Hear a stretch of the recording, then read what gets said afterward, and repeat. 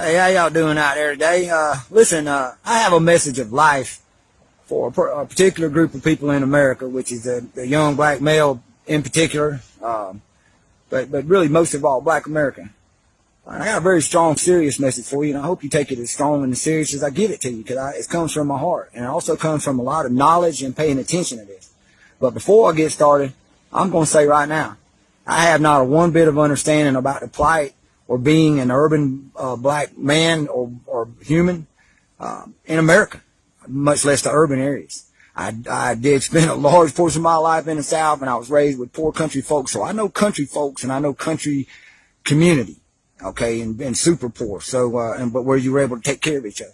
So before I get started, I just want to say I'm not some social justice warrior. I'm just a amateur historian and a brother that cares. And I hate the powers that be. I hate the kings that think they are in power over all of us. So I just want to tell you that the way things are today have been planned for you. Everything from the way you dress to the music you listen to the attitude, the world's largest in history prison system. All this has been created just for you. A lot of people are going to disagree with me on that, but I'm going to tell you why. They want to. It's basically a good way of controlling and depopulating or keeping a population. If you'll notice, the black population in America hardly ever rises over 12 or 13%. It usually stays a steady 10 to 13%. That's strange when others seem to fluctuate, go up and down. You gotta kind of look at that and take it with more than a grain of salt. But in the early 70s, after the LBJ, the Lyndon Johnson, or President Johnson, they started the Civil Rights Act. They wanted to make you a minority, make you dependent on the government, make you think that they were there to help you. And all the time the plan was just to destroy the black family. It was to rip you apart. Proof of this is just later on in the Nixon administration, I believe it was in 73, the Roe versus Wade decision came up to legalize abortion. And the black mother back then was still very strong. The family unit was still very intact. So they knew that they couldn't do it just by saying, hey, it's legal to get rid of a baby. Nobody would do that. But when you make it a right, when you make it something that they're holding against you or a woman's right to choose, they use a lot of psychological warfare on that one, that's for sure. But it wasn't for women's rights so much as it was to depop. They had predicted, the government looks at statistics, and they had predicted that there was going to be this super giant rise in the late 80s and early 90s, and especially in the 90s, of urban youth, black youth, all right? And this was going to cause a lot of gang violence. This could even be a takeover of the cities. They even had movies about it in the 70s, like The Warriors, where the gangs were going to take over. And some guy named, I think his name was Cyrus, was going to take over. And but anyway, they really feared this. So they basically decided to allow the criminal to be killed before it was born. And I say that because that's the way it was. That's the way this plan was laid out. That's why this really happened. It was so they could kill this population wave that was coming up, that they knew was coming up, and it would be in the urban areas, which would probably cause more gang violence and takeovers of the cities, like I said. Now, you go from that, then you look at how they flooded the streets with during the 80s with the crack. It hit the urban areas the hardest. The other more class-related areas of town, the partying was always with the powder. No, the crack hit the urban cities, and this also caused a lot of violence and caused a lot of killing each other. And about that time, the Clinton administration, y'all think the Clintons were big liberals. The Clinton administration was trying to figure out a way of marking you as a criminal, as having a thug mentality. So probably starting around 91, I believe, they started to infiltrate the prison system, especially I believe in Cochran, California, and they started making that popular. Matter of fact, I hate to tell you, brothers, this, but many of y'all have been infiltrated by the CIA and the FBI to promote a lot of things. The music, but anyway, the busting the sag and the flat brim hat, the Nikes.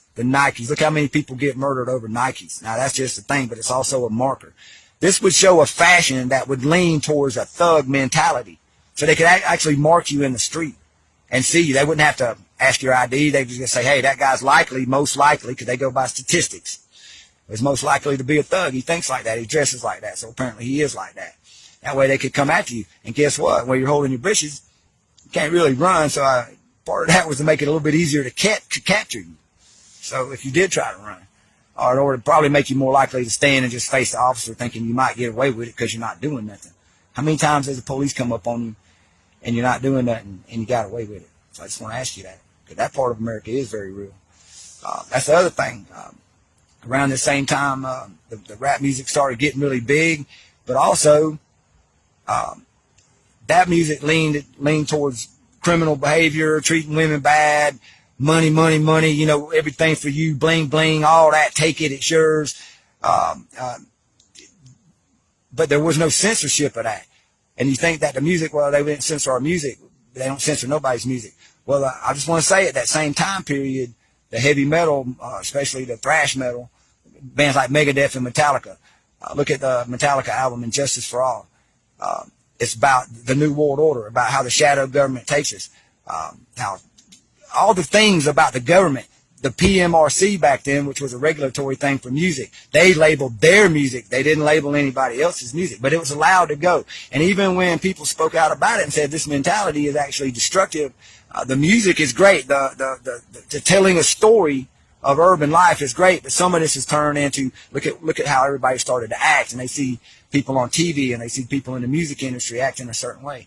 This also caused a lot of murder, a lot of gang violence, a lot of killing of each other. They have you killing each other is the whole point I'm trying to tell you, brothers. This is planned on you through fashion, through music, through social media, through the television, through laws, through the prison system. They got you thinking that some of you fellas thinking that it's cool to go to prison, like you're going to go get your mark and that's going to show that you're tough.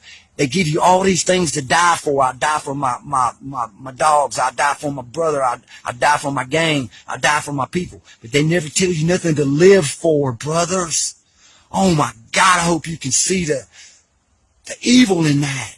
They took away teaching you anything about real life, mothering of the woman, the being the sister, being the man of the house. And it's all to get something, money and hoes, having all the women you can have, just doing this, that, and the other. And look, they took the man out of the home. I told you before, in 1964, when the government said they was helping you, which is actually when they started to destroy you, the black family was 78% intact. And today it's 7% intact. And the black people are just right behind, like the white people in abortions, but you're only 13% of the population. So that's way more. See what I'm saying? You got now you times it like by 6. That's how many more of what you want to say your people. And I don't care about labels, y'all. I get labeled and I don't care. What I am is a brother that knows the truth about your history. Let's just say since the 60s. I'm not going to go way back. See, that's the other thing. They don't teach you nothing in school except for about the bad things of history. They don't teach you in school about how the original man, the original civilization, the kings of old. I mean, they never teach you that part. They take away the people that build nations, build black nations like they did to Gaddafi. Look what they did to that man in Libya. So they keep you down this way by making you fight each other. Now, that's the biggest point that I'm going to make to you right now. They have you doing their dirty work for you. So please research why they popularized busing this act. Please research why the rap music was allowed to stay violent towards women and criminal towards getting money for drug deals. Please research we are the largest prison system in the world and about 80% black. And down in the South, it's like 85 to 87% black. Look at the inner city murder rates and look at how it applies to you.